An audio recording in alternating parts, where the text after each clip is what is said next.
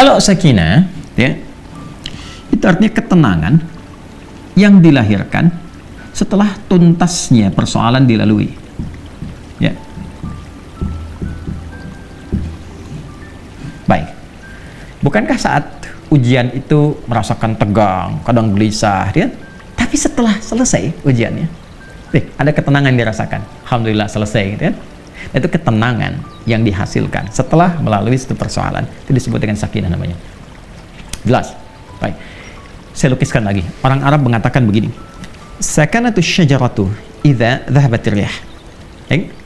Atau sakanatu safinatu idza dhahabatil amwaj.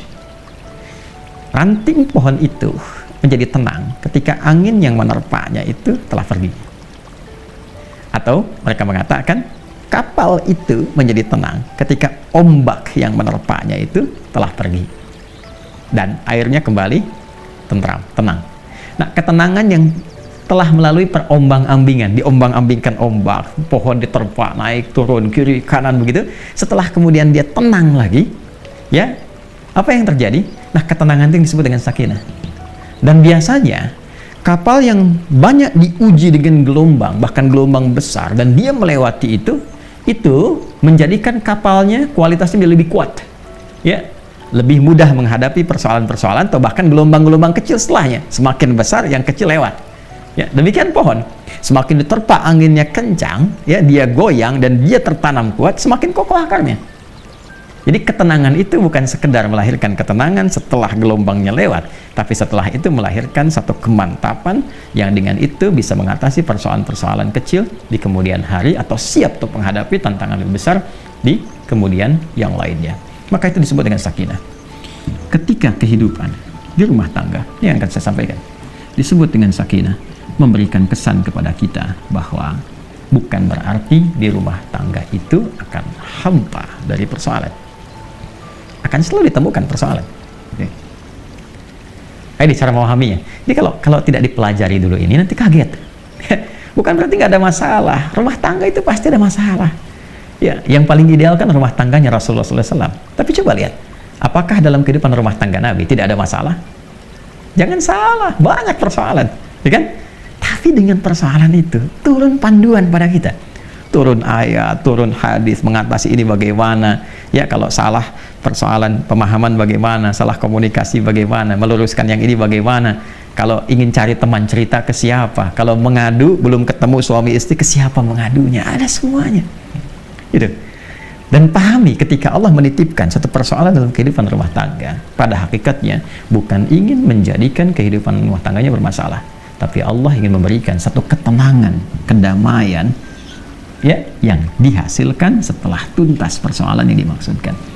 Makanya kehidupan rumah tangga kan kalau sudah masalahnya tuntas lebih tenang dari sebelumnya kan, ya, dan dahsyatnya lebih mengerti tentang sifat-sifat pasangan atau dalam keluarga. Setelah itu punya ilmu yang baru, punya pengetahuan yang baru, masukan yang baru, ilmu yang baru untuk mengatasi tantangan berikutnya. Itu dasarnya.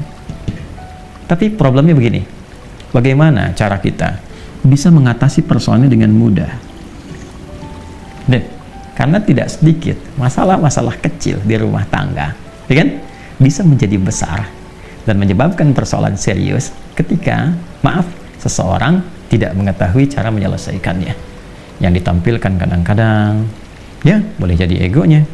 Yang ditampilkan kadang-kadang boleh jadi statusnya, bahkan juga hartanya, kedudukannya, dan sebagainya. Itu bukan solusi, teman-teman. Sepanjang ditampilkan kemampuan kemanusiaannya, maka sifat manusia selalu ingin bertahan dengan apa yang dimilikinya. Suami bicara A, istri bicara B. Ya, ayah bicara A, anak pun bicara B. Demikian seterusnya. Maka yang terbaik adalah kita mesti menanyakan kepada pengatur segalanya. Ini. Ya. Maka ketika dikembalikan, sakinah itu kan sifat jiwa. Ya kan? Ketenangan itu kan sifat jiwa. Ingat, ketenangan itu bukan sifat fisik. Ya, pikiran itu biasa, ya.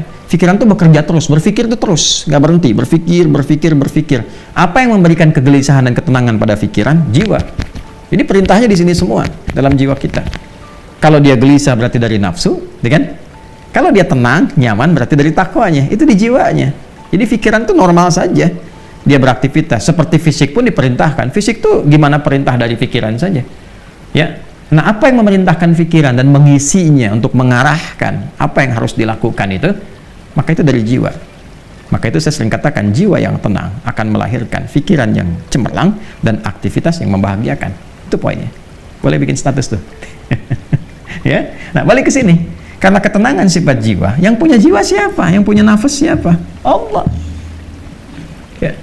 Makanya sering kita katakan kan, ya, mengikuti doa Nabi sallallahu alaihi wasallam, ya muqallibal qulub, ya tsabbit qulubana ala dinik, ala iman. Wahai Allah yang mengetahui keadaan hati kami, gitu kan? Yang membolak-balikkan hati, yang memberikan kedamaian pada jiwa, berikan kami kemantapan dalam jiwa kami untuk menaati ketentuanmu, untuk beriman kepadamu, untuk konsisten pada dinmu. Ini poinnya. Nah, sekarang bagaimana caranya kita bisa belajar untuk menenangkan jiwa sebelum menghadapi persoalannya? Ini poin besarnya. Jadi ada orang-orang tertentu yang Allah berikan ketenangan paripurna dalam jiwanya, sehingga ketika dihadapkan pada masalah itu, dia bisa menyaring persoalannya, menjadikannya lebih kecil. Dan yang paling dahsyat, jadi ringan masalahnya sebelum dihadapi.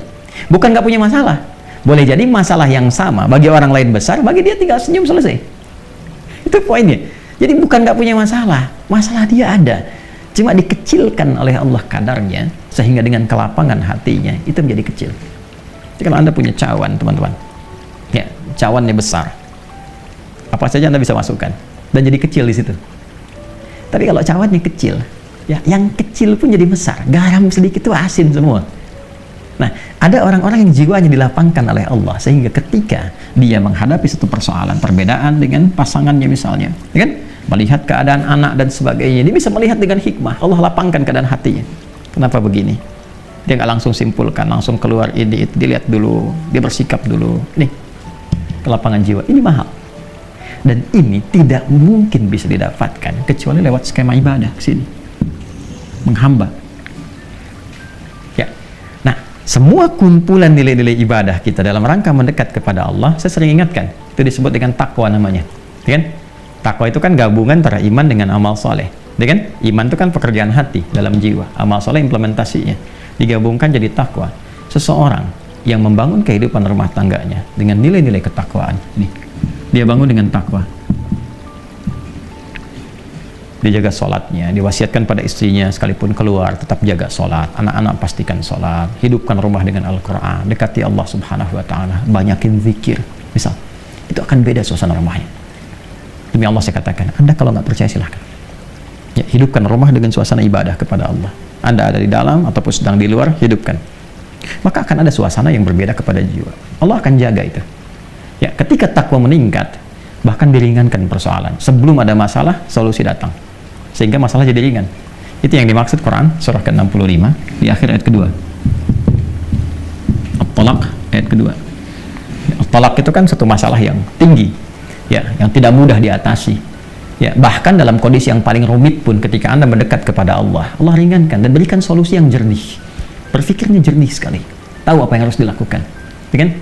Maka apa yang terjadi? Wa may yattaqillaha yaj'al lahu makhraja. Siapapun yang mampu membangun ketakwaannya kepada Allah, dan dia naikkan lagi, ya kan? Maka apa yang terjadi? Yaj'al lahu makhraja. Allah berikan jalan keluar dari setiap persoalan yang ia alami. Apalagi kalau pasangan itu kompak. Ya kan? Ya, mungkin nggak bersama-sama dalam beberapa kesempatan, tapi memberikan wasiat, bangunkan istri, anak-anak, ingatkan sebelum pergi, kan, dan sebagainya. Itu pasti tuh. Ya, dari sekian banyak persoalan, ketika ditumpahkan di atas sajadah, dia mengecil dan curhatnya kepada Allah.